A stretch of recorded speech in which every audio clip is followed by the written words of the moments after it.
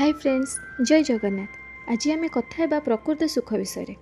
दिन सारा आम बाहर सुख खोजु, किंतु एइटा ही कौन प्रकृत सुख? जदि नुहे तो प्रकृत सुख कौन?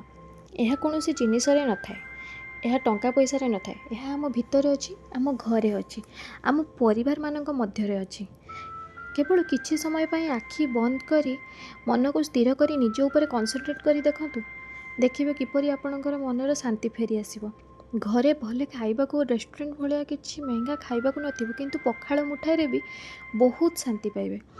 मोबाइल छाड़ी घरे परिवार मानक सहित हस खुशी किसी समय बितेकी देखंतु। आपणक घरे जो बुढ़ा बुढ़ी लोक अच्छा सहित किसी हस खुशी समय बितेई देखंतु, देखिबे केते खुशी हेबे और आपन को बहुत सारा ज्ञान मिलिबो। आपन को भले आश्चर्य लगिपारे, किंतु एइटा ही सत।